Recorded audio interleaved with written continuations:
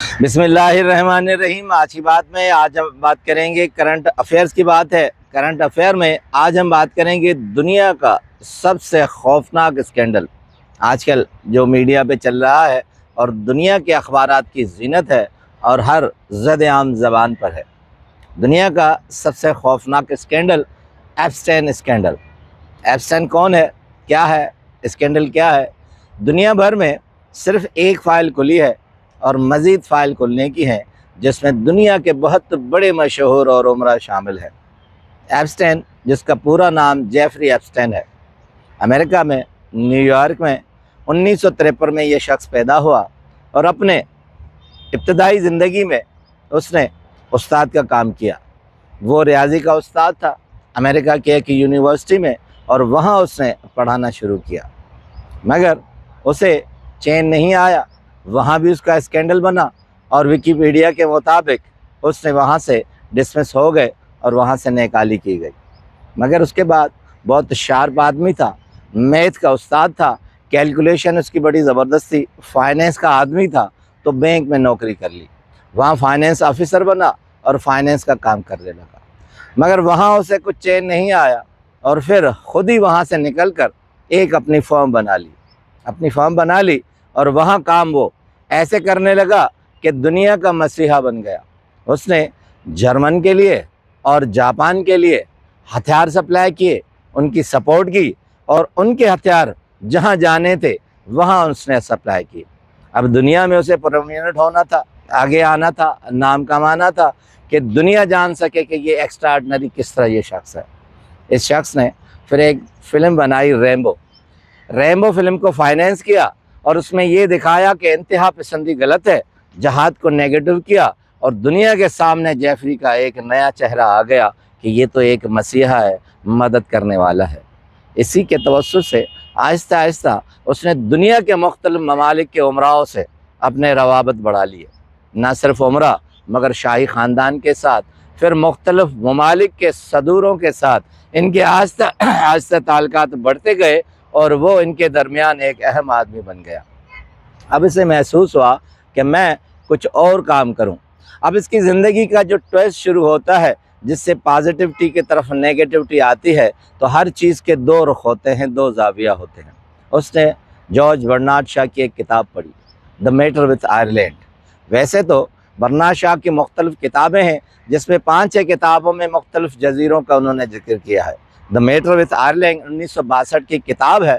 اس میں اس نے ایک ایسے جزیرے کا ذکر کیا ہے جس میں دنیا کی بہت ساری آسائشیں موجود ہیں اور بہت خوبصورت جزیرہ ہے، ایک طلسمی نما جزیرہ ہے جو خیالوں اور خوابوں میں آدمی سوچتا ہے، وہ سارا ایک پری پلانٹ جزیرہ ہے جو اس نے تصور میں پیش کیا ہے۔ اس جزیرے کا تصور لے کر جیفری آگے بڑھے اور یہ آئیڈیا انہوں نے برنارڈ شاہ کی کتاب سے پک کر لی۔ مگر کہتے ہیں کہ ہر چیز کے دو رخ ہوتے ہیں، اس نے وہاں پازیٹیوٹی کے بجائے ایک نیگیٹیوٹی لے لی۔ اس جزیرے میں تھا کہ وہاں عام آدمی کی رسائی نہیں ہے، وہ خاص لوگوں کا ہے، مگر اس کے کرائٹیریا کچھ الگ تھے۔ مگر اس نے سوچا کہ میں کچھ اور کر لوں۔ 1968 میں اس نے 68 ایکڑ پر امریکہ کے فلوریڈا میں ایک جزیرہ خریدا اور اس میں دنیا کی بہت ساری آسائشیں پرووائڈ کر لی، اور وہاں عام آدمی کا آنا بہت مشکل، وہاں ہیلی کاپٹر سے لوگ لائے جاتے تھے جو خاص ہوتے تھے۔ وہاں اس نے دنیا کی بہت ساری سہولتیں رکھی، بڑے بڑے محل نما کمرے بنا دیے، کھانے پینے کی آسائشیں، وہ چیزیں جو عام دنیا کے ممالک میں دستیاب نہیں تھی، وہ اس نے وہاں رکھ دی۔ ہر چیز کی سہولت تھی، لگژریس لائف کا کنسیپٹ تھا، ایک جنت نما جگہ اس نے بنا لی۔ مگر سب سے خاص جگہ یہ بنا لی کہ اس نے وہاں چائلڈ سیکس کا ایک نیا کانسیپٹ دے دیا۔ وہاں اس نے 12 سال سے 14 اور 15-16 سال تک جو بچیاں تھیں وہ لڑکیاں رکھی، مگر یہ وہ بچیاں نہیں تھیں جو اپنے ولنگلی اپنے خواہش پر وہ کام کرتی ہوں۔ اس نے مختلف حربوں سے وہاں سے بچیاں مختلف ممالک سے اغوا کر لی۔ بہت سے حربے تھے، کسی کو نوکری کا جانسا دیا، کسی کو زندگی بنانے کا، مگر حیرت کی بات یہ تھی کہ جب وہ انہیں آسرا دیتا تھا تو وہ آسائشیں پہلے انہیں پرووائڈ کرتا تھا، اور وہ حیران ہو جاتی تھی کہ ابھی ہم نے کام نہیں کیا اور ہمیں کام امپلائمنٹ کے بہانے اور اسی کے آسرے ہمیں اتنی ساری سہولتیں دیتا ہے، مگر وہ پھر کام کے بہانے اس جزیرے پر ان کو لاتا اور وہیں وہ کالے پانی کی سزا بن جاتی، یعنی جہاں آ سکتا ہے جا نہیں سکتا۔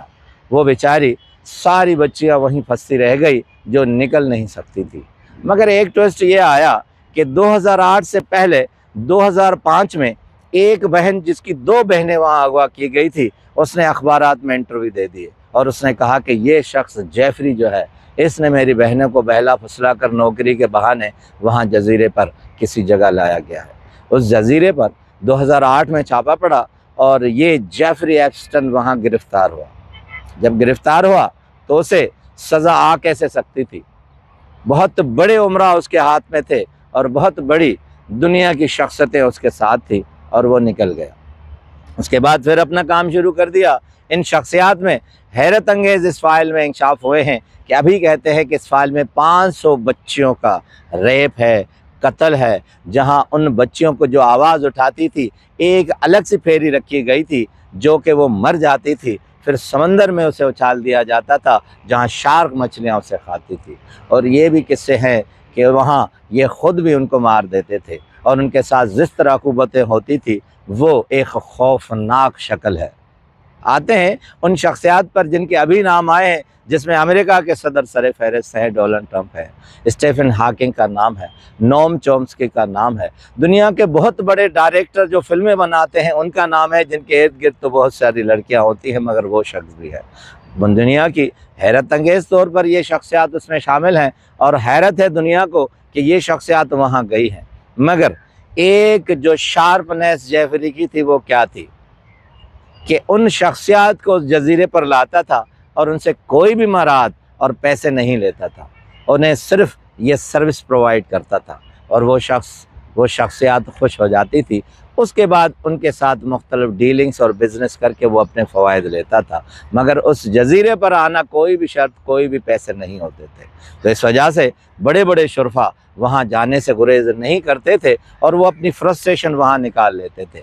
مگر جیفری کی جو شارپنیس تھی وہ یہ تھی کہ ہر محل نما کمرے میں جہاں ساری زندگی کی آسائشیں اور یہ بچیاں پرووائڈ کرتا تھا، وہاں ایک سیکریٹ کیمرہ رکھی ہوئی تھی۔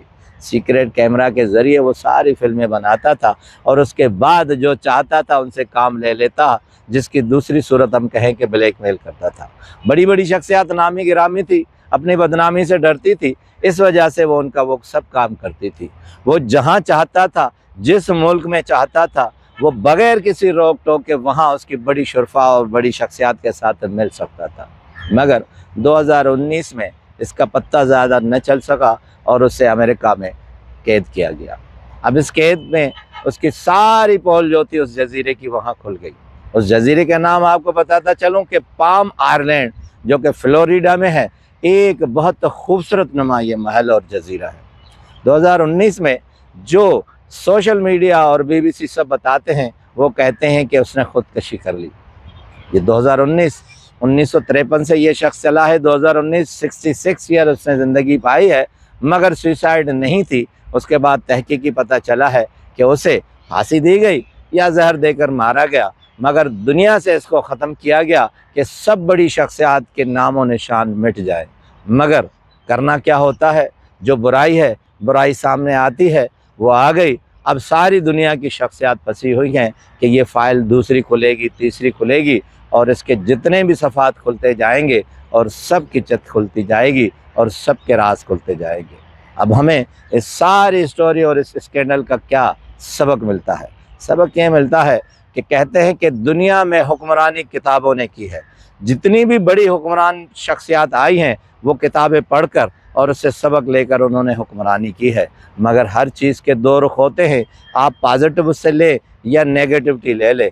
فرق یہ تھا کہ برنارڈ چاکی دا میٹر آف آئرلینڈ میں اس کتاب سے اس نے نیگیٹیوٹی لے لی، حالانکہ وہ چیز پازیٹیو تھی، اس نیگیٹیوٹی کو لے کر چلا اور اسی نیگیٹیوٹی کا اثر ہوا کہ اسے 2019 میں بہت بری طرح سے مارا گیا اور وہ دنیا سے چلا گیا۔